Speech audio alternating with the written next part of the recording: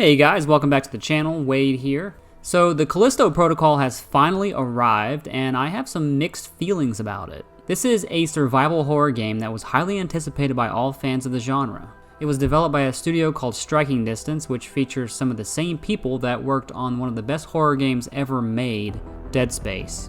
With that kind of knowledge and experience, we all expected this to be a surefire success. The story of this game takes place in 2320, and centers around Jacob Lee, who is played by the famous actor Josh Duhamel. He is basically a freight exporter. He and his partner Max Barrow are working a job that promises them retirement after the mission's success. Once things go awry, that's where the game takes off. As far as the story goes, Duhamel carries the weight with his performance, but the writing in this game is average at best, and some things make absolutely zero sense. So it's not something that's going to reel you in and hold your attention. I found it to be highly unrealistic at many points throughout the game. I used to work down there, collecting research, you might say. I made some recordings. The software I uploaded to your core will trigger them when you get close. Just follow them and you will get to the dome. And then what? I'll pick you up at the tram station. Easy peasy. Alright. I'll be in touch. No, you won't. You're going underground, man. No signal till you reach the dome. Oh, that figures. Callisto Protocol is essentially a 10-hour linear single-player experience. Now, as far as visuals and audio go, this is fantastic. Just walking around, looking at all the machinery, looking out of a window, pretty much anywhere, the game is absolutely gorgeous. It definitely gets high marks there. From the monsters shrieking to the walls around you creaking. Yes, this is now a poem. It's all excellent and really immerses you in the surroundings.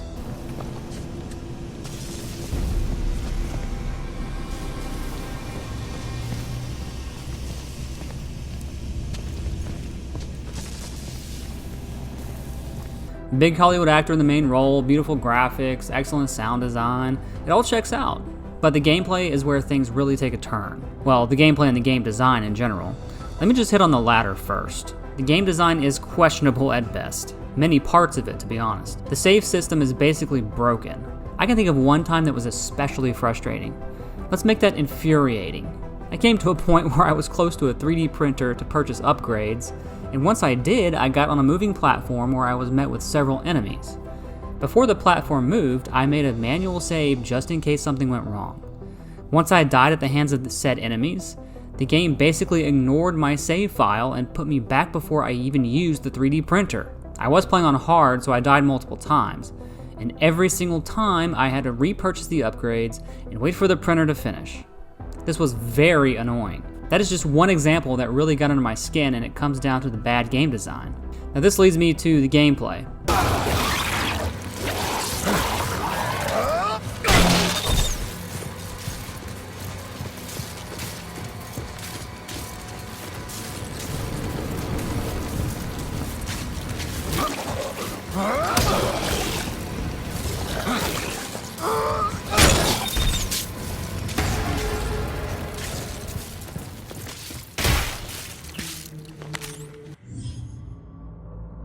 Throughout the game, you're pretty much walking through corridors, fighting through various enemies. Enemies which aren't that varied, to be honest. The combat system involves some melee with a baton or similar weapon, and also a gun. To dodge, all you do is hold the control stick either left or right. That's it. It's that simple. This is actually not a good thing because that means the enemy encounters are predictable and overly simplistic. And when you die, because you will, especially on hard, it's not because you are bad at games, but because it's almost always a cheap kill. Oftentimes, you'll be overwhelmed by enemies even if it's only 2 or 3. To be more specific, there's an enemy that spits at you and you get hit no matter what. You'll be trying to fend off one monster while another is just standing still spitting at you, and it will always interrupt your attacks. It's super annoying and very unnecessary. So you do get a couple weapons, and you can upgrade them at these 3D printers, and as you play, you get Callisto credits to spend.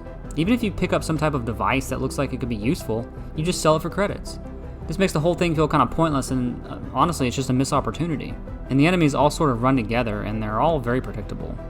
Even the bosses are seen multiple times.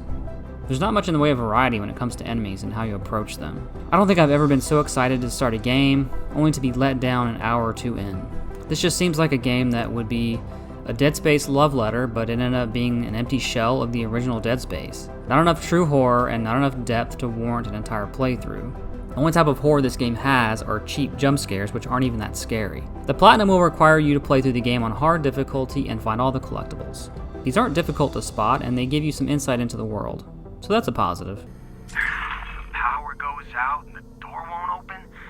Typical UJC construction. Looks like it's cross-wired. Draws extra power. That's why it needs 2 fuse boxes. Wait, what the hell was that? The hard difficulty will be aggravating at times with broken checkpoints and annoying enemies, so that's just something you're gonna have to live with. I just couldn't find it in myself to see the Callisto Protocol through to the end. In a world with so many games to play, it just doesn't stand out as unique or special. It falls in line directly behind the games that it attempts to imitate. In fact, this game just made me want to go back and play the Dead Space games for PS3, which I might actually do. And of course, the upcoming Dead Space remake. Sadly, the Callisto Protocol failed to meet my expectations. And that's kind of what I'm seeing from a lot of players out there. I do think that this game has its fair share of positives like beautiful visuals, great sound design, and a talented lead actor, but I just can't help but feel a little empty as I put the game down. So guys, those are my thoughts on the Callisto Protocol. Have you played it yet? Did you enjoy it? What did you like about it? What did you dislike about it? I want to hear all your thoughts in the comments below. And if you're enjoying my content, be sure to hit the subscribe button and ring the bell to stay notified for future videos. And I'll see you guys next time.